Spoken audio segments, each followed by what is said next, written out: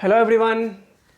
आज हमारा फिर से एक नया वीडियो हम लेकर के आ रहे हैं 2 मिनट न्यूमेरिकल सीरीज में, जिसमें कि हमारा सीधा सा मोटो ये होता है कि 2 मिनट में आपका नूडल्स बने ना बने, लेकिन 2 मिनट में न्यूमेरिकल जरूर सॉल्व होना चाहिए।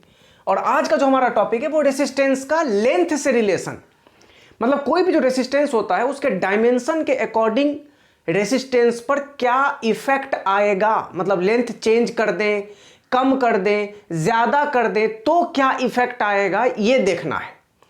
तो देखो, अगर ये मान लो ये कोई वायर है, इस वायर का लेंथ है L और इस वायर का रेसिस्टेंस है R, तो अगर आप लेंथ को n टाइम्स इंक्रीज कर देते हैं तो resistance n square times increase हो जाएगा माय डियर। लेंथ को अगर आप n टाइम्स इंक्रीज कर देते हैं तो resistance n square times increase हो जाएगा। और अगर मान लो लेंथ में परसेंटेज चेंज इन लेंथ, ये जो delta L by L into 100 this thing, अगर ये लेस देन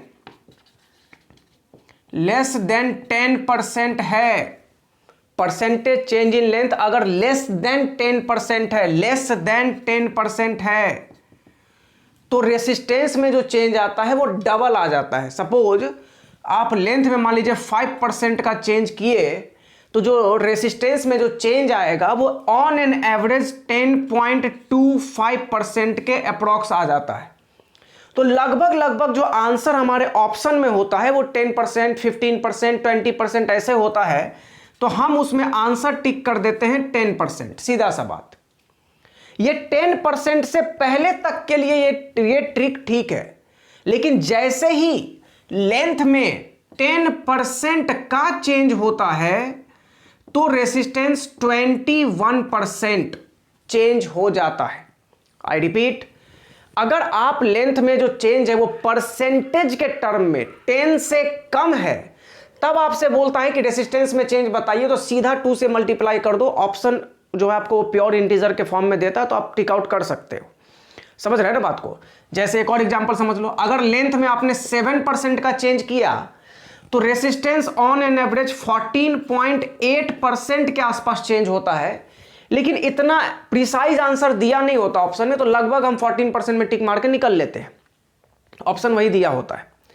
लेकिन जैसे ही 10% आएगा तो 21% चेंज हो जाता है रेसिस्टेंस में, मतलब डबल से थोड़ा सा ज्यादा, थोड़ा सा। क्लियर है? चलो अब इस क्वेश्चन को देखते हैं। इसमें बोल रहा है कि रेसिस्टेंस ऑफ वायर इज 5 ओम, ठीक है, R दे दिया आपको।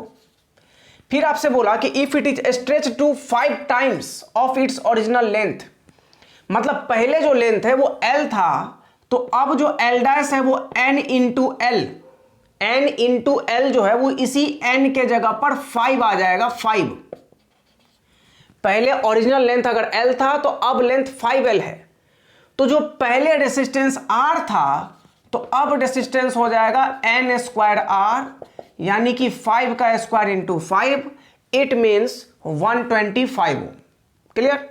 नेक्स्ट क्वेश्चन बोल रहा है कि wire of resistance R and length L is cut into 5 equal parts. Clear? 5 equal parts. अगर मान लीजिए कि कोई वायर है जिसका कि लेंथ आपको L है और रेसिस्टेंस R है, तो उसमें है ना, उसमें अगर उस वायर को 5 इक्वल पार्ट्स में कट कर दें तो रेसिस्टेंस पर क्या इफेक्ट आता है वो समझ लो। जैसे मान लो ये वायर का लेंथ L है, इसको n इक्वल पार्ट्स में कट कर दिया गया, n इक्वल पार्ट्स में कट कर दिए, तो पहले रेसिस्टेंस अगर R था तो अब जो रेसिस्टेंस होगा R डैश वो हो जाएगा R बाई N। तो इस क्वेश्चन के अकॉर्डिंग पहले रेसिस्टेंस R था, 5 इक्वल पार्ट्स में कट किए, तो हर एक पार्ट का जो रेसिस्टेंस होगा वो हो जाएगा ईच ऑफ R बाई 5 ओम। ठीक है, R बाई 5 ओम, और सब का सब पैरेलल में जुड़ा है जी। 1 2 3 4 5, और ये ईच ऑफ R/5 सबका सब R/5 है और सब पैरेलल में है। तो जब रेसिस्टेंस की वैल्यू सेम होती है और पैरेलल में हो तब इक्विवेलेंट निकालने के लिए नंबर ऑफ रेसिस्टेंस से डिवाइड कर देते हैं बाबू। तो आंसर हो जाएगा R/25। C will be the correct option. Now we are going to see the next question. चलो बच्चों नेक्स्ट क्वेश्चन मैं फिर से आपको रिपीट कर देता हूं। अगर लेंथ में 10% से कम इंक्रीमेंट है, इंक्रीज्ड है लेंथ, अगर वायर के लेंथ को 10% से कम इंक्रीज करेंगे तो रेसिस्टेंस लगभग डबल इंक्रीज होगा, सीधा डबल। और जैसे ही 10 पर आते हैं तो रेसिस्टेंस इंक्रीज कर जाता है 21%, मतलब 10 का 21, मतलब डबल से थोड़ा ज़्यादा। तो 20 पे जाओगे तो भी डबल से थोड़ा ज़्यादा, 40 से थोड़ा ज़्यादा। 25 पे जाओगे, लेंथ में 25% का चेंज है, तो रेसिस्टेंस में कितना, तो 25 का डबल 50% से थोड़ा सा ज़्यादा। उससे नीचे तक के लिए डबल वाला रूल सफिशिएंट है, कंफर्टेबल है। क्लियर। मैं 2 क्वेश्चन और सॉल्व कर देता हूं, बाकी 3 का आंसर आप कमेंट बॉक्स में धड़ाधड़ एकदम फटाफट बता देना, ठीक है। चलो, बोला कि aluminium wire is stretch to make its length 0.4% larger. और देखो यहां सिर्फ लेंथ का बात कर रहा है, इसका मतलब है कि वॉल्यूम कांस्टेंट है। इन सभी क्वेश्चंस में वॉल्यूम कांस्टेंट होता है। क्लियर है बात, ये दिमाग में लेके चलना है आपको।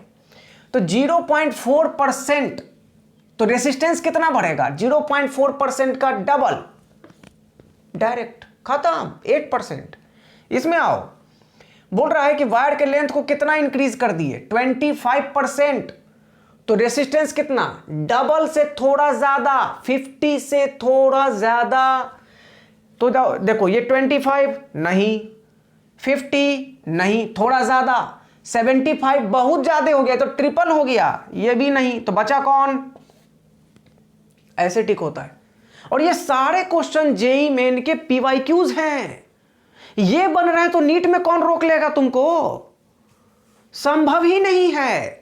और नीट भी आज तक यही सब पूछा, इसलिए लोड नहीं लेना है, आप रिलैक्स रहिए, एकदम रिलैक्स, चिल, ठंडा पानी पीने का, एकदम मस्त रहने का। देख लो कैसे श्रेयस अय्यर कल मार के एकदम धुआं धुआं कर दिया, है कि नहीं। क्या गजब का इनिंग खेला श्रेयस अय्यर, देखो कल तुम एकदम मुंबई इंडियंस का सभी बॉलर्स को एकदम बोल सकते हैं कि आप बेहतरीन तरीके से खेला गया, मास्टर क्लास एकदम, क्या गजब फिटनेस, बेहतरीन बैटिंग, बेहतरीन फील्डिंग, है ना। तो वैसा ही कुछ आप भी थोड़ा मतलब न्यूमेरिकल प्रैक्टिस में थोड़ी स्पीड को वैसी लाओ, बढ़ाओ स्पीड को, है ना। कॉन्सेप्ट वैसा बनाओ, एकदम खतरनाक कॉन्सेप्ट, जैसे वो लोग बैटिंग खतरनाक करते हैं, फील्डिंग खतरनाक करते हैं, वैसे आपका कॉन्सेप्ट खतरनाक होना चाहिए, न्यूमेरिकल पर अप्रोच खतरनाक होना चाहिए, ये करना है हमें। अब ये 3 क्वेश्चन का आंसर आप कमेंट बॉक्स में दीजिए। मिलते हैं नेक्स्ट वीडियो में बाबू, केवीएल का तगड़ा क्वेश्चन लेके, एकदम जबरदस्त, मजा आ जाएगा। नेक्स्ट वीडियो में मिलते हैं, थैंक यू।